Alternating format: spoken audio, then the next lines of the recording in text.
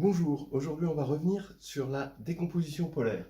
En fait, on va en avoir une interprétation géométrique avec, concernant l'existence, on va dire une preuve géométrique, et concernant l'unicité, on va dire une interprétation géométrique de l'unicité. Alors voilà, je rappelle le théorème. Si A est dans GLN de R, il existe un unique couple OS, avec O dans le groupe orthogonal, S symétrique défini positif, tel que A égale OS. Donc, montrons géométriquement l'existence. On part de la sphère unité, que je vais appeler sigma, c'est l'ensemble des x c'est des vecteurs de colonne, tels que x transposé x égale 1. Donc ça nous fait bien la somme des xi carré, petit xi carré égale 1.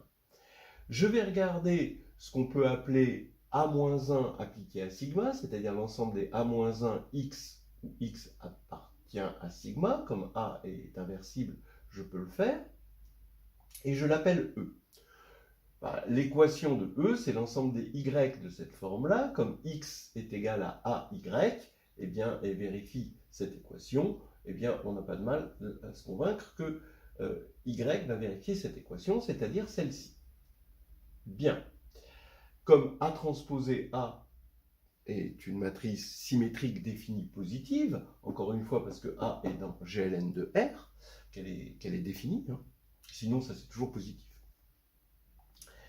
Alors, je dis que E est un ellipsoïde, c'est-à-dire, c'est, disons, dans une nouvelle base, ça va être diagonalisable en base orthonormée, et donc la forme quadratique ici qui définit la quadrique, eh bien, va pouvoir s'écrire avec que des termes diagonaux, d'après le théorème spectral, et donc sous la forme, dans une autre base, somme de i égale 1 à n de lambda i zi carré égale 1. Avec les lambda i strictement positifs, ce sont les valeurs propres ici.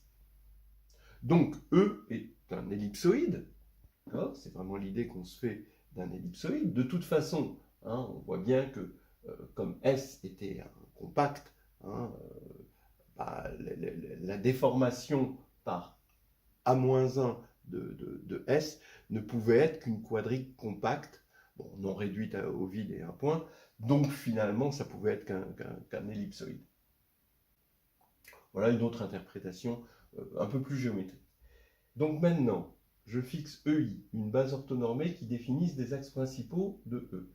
Ça veut dire que mon vecteur Y, dans la base, écrit dans la base EI, d'accord, va vérifier ceci, parce que EI, ça va être une base orthonormée de diagonalisation de A transposé A. Voilà ce que ça va définir les axes principaux de E. Donc il faut bien voir que ces axes principaux, c'est ce qui va généraliser pour l'ellipse le petit axe et le grand axe. Voilà. Ce sont les axes dans lesquels l'ellipsoïde s'écrit de façon comme ceci. Ce sont les axes orthogonaux dans lesquels l'ellipsoïde s'écrit de façon diagonale, comme ceci. Donc sans terme ZI, ZJ, en quelque sorte. C'est ce que j'appelle diagonale. Alors attention, ce n'est pas unique. Par exemple, si on prend pour l'ellipsoïde un cercle, tout base orthonormée va être un système d'axes principaux du cercle. Et dans le cas opposé, si les lambda i sont tous distincts, alors la diagonalisation se fait sur des axes propres, et forcément, là, les axes sont uniques. Voilà. Donc on arrive à mesurer un petit peu l'unicité ou la non-unicité des axes principaux de E, tout en voyant un peu la définition géométrique que ça peut représenter. Alors, maintenant, je définis S. Bon, je le définis directement matriciellement, c'est-à-dire que normalement je devrais définir un endomorphisme, mais comme on a une base canonique, voilà. Alors S tel que SEI égale racine de lambda i EI, ça je peux le faire. Donc ça définit bien, d'accord, un endomorphisme, donc une matrice S.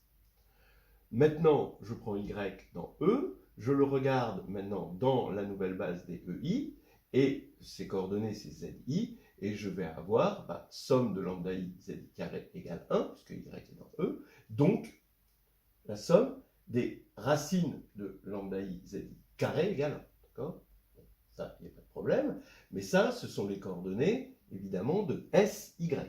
Donc, ce que je viens de démontrer, c'est que Y appartenant à E, SY est dans sigma, qui vérifie l'équation, et évidemment que la réciproque est vraie. Donc ici, on a cette égalité. Ce qui veut dire que quand je regarde AS-1 et que je l'applique à la sphère sigma, sigma va être envoyé par S-1 sur E, mais A envoie E sur sigma, puisque A-1 a envoyé sigma sur E. Donc AS-1 laisse fixe la sphère. Mais laisser fixe globalement la sphère, ça revient à conserver la norme. La norme pour les éléments normés de norme 1, mais du coup la norme pour n'importe par linéarité, pour n'importe quel élément. Et conserver la norme, c'est être dans ON. Donc AS-1 est une matrice de ON, et donc A égale OS. On a en gros une preuve géométrique de l'existence qui se résume ainsi. On prend la sphère, on l'envoie forcément sur un ellipsoïde par A-1, et cette sphère peut être envoyée sur, comme un ellipsoïde a des axes principaux, on sait comment envoyer l'ellipsoïde sur la sphère par une matrice ici qui est diagonalisable en base orthonormée, avec des valeurs propres strictement positives, donc dans Sn++. Du coup, on obtient une matrice S dans Sn++, qui diffère de A du stabilisateur d'une sphère, donc d'un élément orthogonal. Voilà, c'est ça, finalement, une vision géométrique de la décomposition polaire. Mais l'unicité se montre plus rapidement, plus élégamment, de façon algébrique, ce qui ne nous empêche pas de l'interpréter de façon géométrique. Alors, voici le résultat. Si tau est un endomorphisme auto-adjoint de Rn, qui envoie un ellipsoïde qui a ses axes principaux, sur la sphère, sigma, alors forcément, tau se diagonalise. Bon, on sait de toute façon que tau se diagonalise en base orthonormée, puisqu'il est auto-adjoint. Eh bien, tau se diagonalise sur les axes principaux de E. Voilà, j'ai fait un petit dessin ici. Voilà tau. On veut l'envoyer, ici, on est dans le plan, donc de l'ellipse vers le cercle. Voilà, donc on voit bien que c'est possible. Mais si on voulait quelque chose d'auto-adjoint, c'est-à-dire diagonalisable en base orthonormée, c'est-à-dire si on prend une base ici orthonormées qui ne sont pas les axes principaux, eh bien ici, on ne pourra jamais obtenir un cercle. Voilà, je trouve ça assez intéressant. Je ne sais pas si pour vous c'est intuitif ou contre-intuitif, j'en sais rien. Je trouve ça quand même assez intéressant. D'accord ? On ne peut pas faire en sorte de ramener sur ces axes-là, qui ne sont pas les axes principaux, l'ellipse en un cercle. Bon, curieux quand même. Ok, alors je vais prendre T égale, donc je vais démontrer ça. T est la matrice dans la base canonique de tau, et je dis que T égale OS, bon, ça c'est d'après l'existence de la décomposition polaire, avec O orthogonal, S dans Sn++, mais on a une version ici de S, et S se diagonalise sur les axes principaux de l'ellipsoïde. Bien. Ce que j'ai écrit là. Donc maintenant, comme T provient d'un endomorphisme auto-adjoint, on sait que T est diagonalisable en base orthonormée, donc T s'écrit R, D, R-1, avec R orthogonal et D diagonal. Comme je n'ai pas supposé tau défini positif, D peut avoir des signes, la diagonale peut avoir des signes différents. En revanche, elle ne peut pas avoir des zéros, la diagonale, parce qu'elle envoie quand même E sur sigma. Donc à partir du moment où on a sigma, on a tout l'espace. Donc ici, c'est un automorphisme. Donc D peut posséder des signes mais différents, mais pas des zéros. Alors, Maintenant, j'appelle delta la matrice diagonale avec des plus ou moins 1, donc je ne sais pas si c'est 1 ou moins 1, mais de sorte à ce qu'il n'y ait que des 1 et des moins 1 dans delta, mais ça rende delta D diagonale positive, et forcément strictement positive, hein, d'accord? Donc c'est plus plus, hein. Voilà. Alors, maintenant, bah, j'écris RD R-1, c'est-à-dire T, sous la forme R delta R-1, R delta D R-1. Effectivement, c'est vrai, vous simplifiez R-1 R. Delta au carré, bah, ça fait la matrice identité parce qu'il n'y a que des plus ou moins 1. Donc, il va rester R, D, R-1. Donc, c'est bien T.